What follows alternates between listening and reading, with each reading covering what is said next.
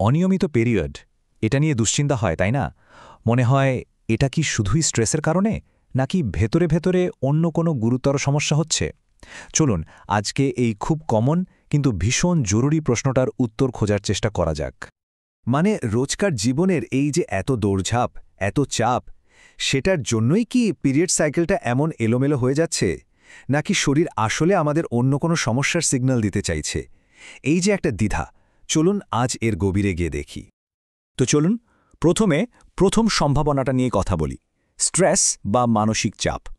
এটা ঠিক কিভাবে আমাদের শরীরের ওপর আর স্পেসিফিক্যালি পিরিয়ড সাইকেলের ওপর প্রভাব ফেলে, ব্যাপারটা একটু বোঝা যাক। এর পেছনের মূল খেলোয়াড়টা হল কর্টিসল। আমরা সবাই একে স্ট্রেস হরমোন নামেই চিনি।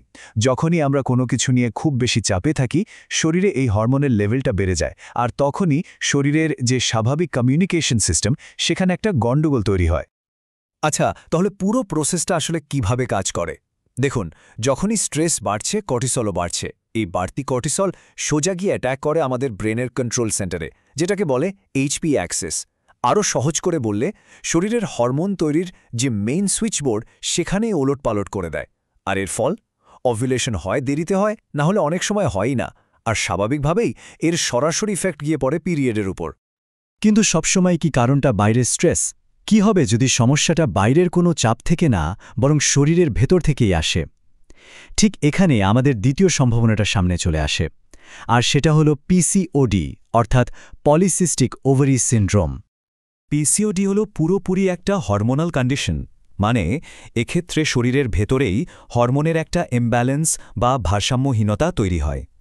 আর এই ইমব্যালেন্সটা সরাসরি অ্যাটাক করে ওভুলেশন আর পিরিয়ডের রেগুলারিটির ওপর। তো পিসিওডির ক্ষেত্রে ব্যাপারটা হলো, সমস্যাটা শুরুই হচ্ছে ভেতর থেকে। এই যে হরমোনের গোলমাল, এটা ওভুলেশনের পুরো প্রসেসটাকে আটকে দেয়। এর ফলে কি হয়? পিরিয়ড ভীষণ অনিয়মিত হয়ে পড়ে, যেটাকে মেডিকেলের ভাষায় বলে অলিগোমেনোরিয়া।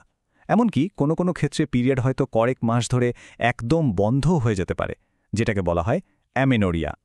দেখুন, এখানেই কিন্তু দুটো কন্ডিশনের মধ্যে আসল পার্থক্যটা পরিষ্কার হয়ে যায়। স্ট্রেস হলো একটা বাইরের ফ্যাক্টর, একটা এক্সটার্নাল ট্রিগার, যা শরীরের একটা ঠিকঠাক চলার সিস্টেমকে কিছু সময়ের জন্য ডিস্টার্ব করে। অন্যদিকে পিসিওডি কিন্তু কোনো বাইরের জিনিস নয়, এটা শরীরের ভেতরের একটা কোর হরমোনাল ইমব্যালেন্স, যেটা সমস্যার মূল কারণ। কিন্তু প্রশ্ন হল, অনিয়মিত পিরিয়ড হলেই কি ধরে নিতে হবে যে পিসিওডি হয়েছে? একদমই না। চলুন এবার এই নিয়ে যে কিছু কমন ভুল ধারণা আছে সেগুলো একটু ভাঙা যাক, আর আসল সত্যিটা কি সেদিকে নজর দিই। সবচেয়ে বড় যে ভুল ধারণাটা আমাদের মধ্যে কাজ করে, সেটা হলো পিরিয়ড ইররেগুলার মানেই পিসিওডি। আর এটা ভেবেই কিন্তু অনেকে অহেতুক ভয় পেয়ে যান। কিন্তু আসল সত্যিটা হলো, পিসিওডি অবশ্যই একটা সম্ভাব্য কারণ, কিন্তু এটাই একমাত্র বা শেষ কথা নয়। এর বাইরেও আরও অনেক কারণ থাকতে পারে, যেগুলো আমরা প্রায়ই খেয়াল করি না বা এড়িয়ে যাই। যেমন ধরুন, থাইরয়েডের কোনো সমস্যা, বা হয়তো হঠাৎ করে ওজন অনেকটা বেড়ে গেছে বা কমে গেছে, কিংবা ট্র্যাভেলের কারণে বা অন্য কোনো কারণে ঘুমের রুটিনে বড়সড় বদল এসছে, এমনকি কিছু ওষুধ বা খুব বেশি এক্সারসাইজ, এই সব কিছুই কিন্তু পিরিয়ডকে অনিয়মিত করে দিতে পারে। আচ্ছা, থিওরি তো অনেক আলোচনা হলো, এবার চলুন একটা রিয়েল লাইফ এক্সাম্পল দিয়ে বোঝার চেষ্টা করি যে কেন শুধু একটা সিম্পটম না দেখে পুরো ছবিটা বোঝা এতখানি জরুরি। একটা ঘটনা শেয়ার করা যাক। পরিচিত একজনের কথাই বলি। বেশ কয়েক মাস ধরে তার পিরিয়ড খুব অনিয়মিত হচ্ছিল।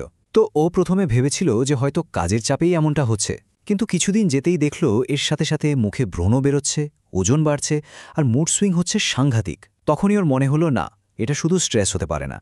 শেষ পর্যন্ত ডাক্তারের কাছে গেল, আর টেস্ট করার পর ধরা পড়ল যে ওর পিসিওডি আছে। তবে ভালো খবরটা হলো, লাইফস্টাইলে কিছু জরুরি পরিবর্তন আনার পর ওর সাইকেল এখন একদম নর্মাল এবং কন্ট্রোলে। এই ঘটনাটা থেকে আমরা কি শিখলাম?